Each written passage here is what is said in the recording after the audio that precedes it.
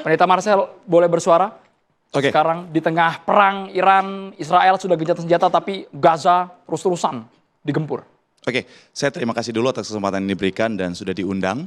Dan kalau saya tahu seseru ini, saya lebih memilih untuk jadi host aja, Mas Andro. Wah, Iya. kita bukan menghadirkan dialog yang seru ya, ini bukan Iya. seru, ini bukan seseruan. Iya, dari tadi saya tungtang, saya pikir Tuhan. Kalau tahu gini saya jadi host aja, Mas Andro. Mungkin TV One butuh 2 host, saya siap sih kali ini ya. Oke. Nah, kalau ditanya dari saya, tentunya kan latar belakang saya adalah seorang pendeta ya. Artinya dari perspektif seorang pemuka agama Kristen, artinya begini, ketika melihat apa yang sedang terjadi sekarang, tentunya sama seperti apa yang tadi saya pandang dari perspektif TV One juga, bahwa bicara tentang kemanusiaanlah adalah fondasi kita. Artinya begini, ketika bicara tentang apa yang terjadi hari-hari ini, tentunya sangat kita sayangkan kalau bicara tentang adanya korban. Dari sisi manapun, setiap orang, setiap jiwa itu berharga. Artinya apa? Yang kita harapkan bersama adalah kedamaian. Dari sisi manapun korban itu jatuh, itu kesedihan buat setiap kita. Artinya ketika saya melihat korban dari sisi di Palestina, di Gaza, kemudian dari sisi sebaliknya, saya menangis melihat itu. Kenapa? Karena sekali lagi setiap orang itu berharga. Artinya saya sangat berharap sekali, kalau dari perspektif saya tentunya, bahwa ya kedamaian itu bisa tercipta. Meskipun faktanya segelintir orang yang dianggap minoritas kok masih pasang badan untuk Israel.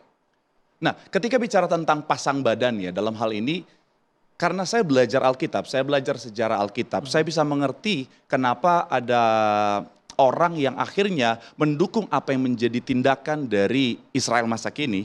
Tapi kita sekali lagi, saya mengcover bahwa kedamaian tentunya menjadi harapan kita bersama. Karena bicara tentang peperangan itu kerugian buat siapapun. Artinya bicara tentang kedamaian, kemudian jiwa-jiwa tadi itu berharga, itu penting. Perlakuannya, Pendeta Marcel, perlakuannya yang dipertontonkan, yang diperlihatkan semua media, kami tidak memandang agama Nasrani, Islam, non-Muslim, tapi perlakuannya kok sangat terkesan, bukan lagi terkesan, tapi biadab sekali yang dipertontonkan oleh Zionis Israel kepada warga Gaza. Sepakat nggak teman-teman di sini? Biadab nggak? Iya, artinya begini, balik lagi ya, dari sisi Israel maupun dari sisi Hamas, apa yang dilakukan dari perspektif saya, yang saya lihat dari banyak berita yang beredar ya, bahwa itu tadi tindakan yang sangat-sangat disayangkan. Artinya begini, saya kemarin baca, dari kedua sisi mereka menggunakan warga sipil untuk sebagai tameng. Dan itu buat saya sangat-sangat menyedihkan, sangat-sangat menyakitkan. Boleh dari pihak mana? Pendeta Marcel ditegaskan yang menggunakan tameng dari warga sipil. Sekali lagi based on media yang saya baca, keduanya, koreksi kalau saya salah, jadi keduanya menggunakan tameng rakyat sipil. Makanya balik lagi, boleh cek medianya, intinya adalah ketika ada korban dari perspektif saya dan saya percaya dari perspektif orang Kristen yang belajar Alkitab, karena Alkitab itu kalau dipres jadi satu kata kasih, saya bisa statement itu sangat menyedihkan. Terlepas dari media itu benar atau tidak ya. Oke, saya koreksi dikit ya. Tadi kan minta dikoreksi ya. Pak Marcel, saya sangat menghormati ya, pendapat Pak Marcel. Harapan saya, Pak Marcel besok-besok ajak Mbak samping Pak Marcel untuk ikut kebaktian Pak Marcel. Ya, itu yang pertama. Yang kedua, ya terkait warga Gaza, perjuangan Gaza menggunakan sipil sebagai tameng, itu tidak ada pembuktian sama sekali. Itulah tipe framing media barat ya. Tapi kalau kita minta satu foto aja yang membuktikan itu nggak ada.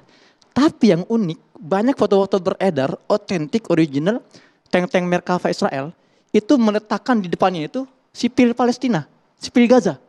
Itu viral loh, itu viral dan itu sudah dikonfirm.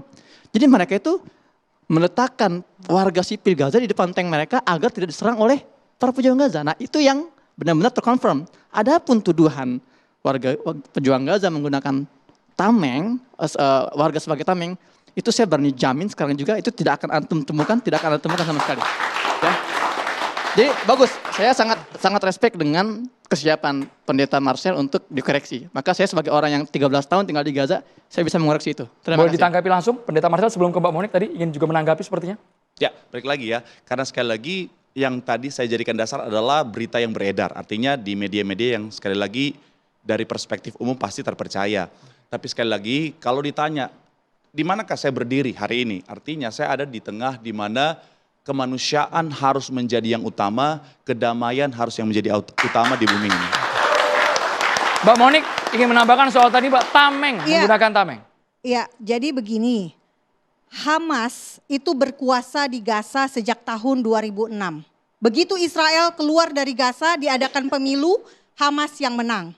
Tetapi jangan salah, Hamas adalah teroris menurut mufti dari Arab Saudi. Mufti Arab Saudi pada 2017 melalui televisi di Arab Saudi menyatakan Hamas adalah kelompok teroris.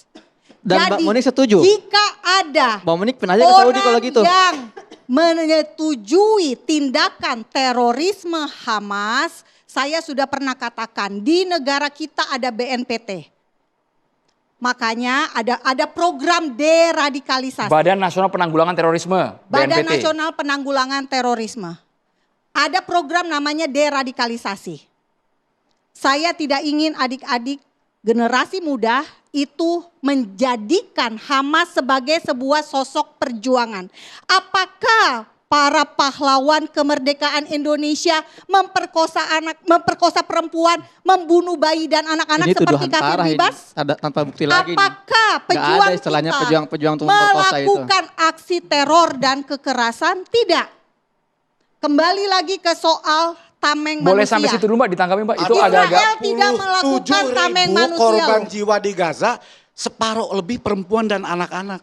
Itu pertanyaan saya, kenapa datanya selalu perempuan dan anak dalam hal korban jiwa? Mana data kombatan Hamas? Berapa banyak teroris Hamas yang tewas?